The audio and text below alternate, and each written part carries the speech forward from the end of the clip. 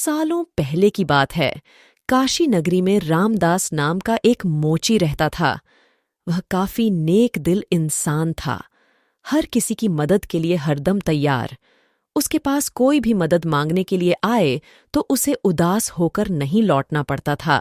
एक दिन मोची रामदास रोज की तरह अपना मोची का सामान लेकर अपनी दुकान में बैठा हुआ था। उसके पास एक ब्राह्मण आया और अपना जूता सिलने के लिए दिया।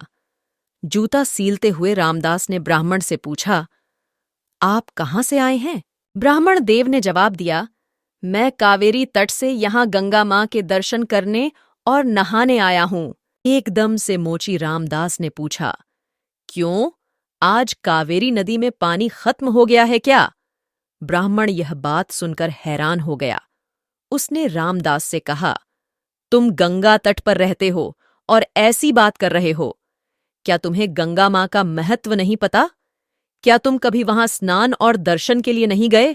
रामदास ने जवाब दिया, ना मुझे महत्व पता है और न मैंने कभी वहां स्नान किया है।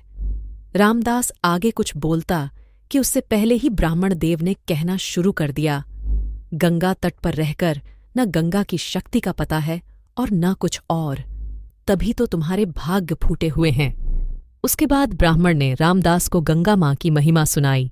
ब्राह्मण की बातें सुनने के बाद रामदास ने कहा, अपना मन साफ हो तो हर तट का पानी गंगा है। इतना कहने के बाद रामदास ने जल्दी से जूता सिला और ब्राह्मण से कहा, आपका जूता ठीक हो गया है। अब गंगा किनारे जाते हुए क्या आप मुझ पर एक एहसान करेंगे? ब्राह्मण देव ने कहा, जरूर, बताओ क्या करना है? रामदास ने अपने जेब से एक साबुत सुपारी का टुकड़ा निकला और कहा, आप जब गंगा में स्नान करेंगे तब उन्हें यह साबुत सुपारी अर्पण कर देना। ब्राह्मण देव ने रामदास के हाथ से वह सुपारी ली और गंगा के किनारे जाने लगे।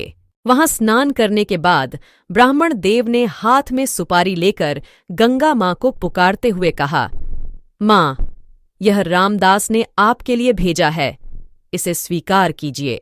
इतना कहकर ब्राह्मण देव ने उस साबुत सुपारी को गंगा में बहा दिया। थोड़ी ही देर में गंगा में एक हाथ बहते हुए आया और ब्राह्मण के पास रुक गया।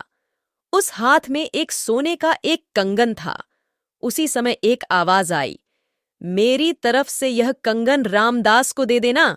गंगा माँ की तरफ से रामदास के लिए सोने का कंगन आता देख ब्राह्मण हैरान हो गया। दंग ब्राह्मण ने कंगन को हाथ में उठा लिया। कंगन हाथ में लेते ही ब्राह्मण के मन में लालच आ गया। उसने सोचा कि मैं यह कंगन रामदास को नहीं दूंगा। आखिर रामदास को पता ही कैसे चलेगा कि माँ गंगा ने उसे कंगन देने के लिए कहा है। इस सोच के साथ ब्राह्मण आगे बढ़ने लगा। कुछ दूर जाते ही उसके मन में हुआ कि अगर मैंने यह कंगन बेचा तो पूछताछ होगी और मुझ पर चोरी का इल्जाम लग सकता है। मैं सीधे यह कंगन राजा को देता हूँ, वो खुश हो जाएंगे और इनाम भी देंगे। इसी सोच के साथ ब्राह्मण सीधे राजमहल पहुंच गया। वहां पहुंचते ही राजा को प्रणाम करके उस ब्राह्मण ने उन्हें कंगन भेंट कर दिया। उस कंगन की चमक से राजा और वहां मौजूद दूसरे लोग दंग रह गए।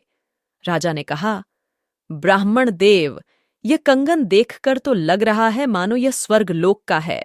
राजा ने वह कंगन अपनी पत्नी को दे दिया। पत्नी ने जैसे ही कंगन पहना वह खुश हो गई। तभी राजा ने ब्राह्मण से कहा, यह एक कंगन है, मुझे इसका दूसरा जोड़ा भी चाहिए। रानी दोनों हाथों में यह कंगन पहनेंगी, तभी उनकी शोभा और बढ़ेगी। यह सुनते ही ब्राह्मण के पसीने छूट गए। राजा ने तुरंत पूछा, क्या हुआ, आप परेशान क्यों हो गए? ये कंगन चोरी का तो नहीं है ना? तुरंत ब्राह्मण ने जवाब दिया, नहीं नहीं राजा साहब, यह चोरी का नहीं है। तब राजा बोले, ठीक है, आप आज शाम तक दूसरा कंगन लाकर मुझे दे दो, तभी मैं मानूंगा कि यह चोरी का नहीं है। जी। राजा साहब कहते हुए घबराया हुआ ब्राह्मण राजा के दरबार से निकल गया। राजा ने अपने कुछ सिपाही ब्राह्मण के पीछे लगा दिए ताकि उन्हें कंगन का सच पता चल सके। राजमहल से निकलकर ब्राह्मण सीधा रामदास के पास गया। उसने गंगा माँ द्वारा दिए गए कंगन, उसके मन के लालच और राजा की फरमाइश सबके बारे में रामदास को बता दिया। उसके बाद रामदास से पूछने लगा कि दूसरा कंगन कैसे हासिल होगा। रामदास ने ब्राह्मण की सारी बातें सुनने के बाद अपनी दोनों आंखें बंद कर लीं। उसके बाद रामदास ने हाथ जोड़कर गंगा मां से ब्राह्मण को बचाने की विनती की। 1 मिनट के बाद रामदास ने अपने सामने रखी एक बाल्टी में हाथ डाला और उससे वैसा ही कंगन निकाल लिया। ब्राह्मण यह देखकर हैरान हो गया। उसका पीछा कर रहे राजा के सिपाही भी यह चमत्कार देखकर दंग हो गए। यह सब देखकर वो सीधे राजा के पास पहुंच गए और उन्हें सारी बातें बता दीं। इधर ब्राह्मण भी रामदास को धन्यवाद कहकर कंगन लेकर राजमहल निकल गया। वहां पहुंचते ही ब्राह्मण ने राजा को कंगन दे दिया। राजा ने उससे कुछ नहीं पूछा और चुपचाप कंगन ले लिया। कंगन लेने के बाद राजा खुद अपने सिपाहियों के साथ रामदास की दुकान पर गए और रामदास को गंगा मां की भक्ति के लिए इनाम दिया।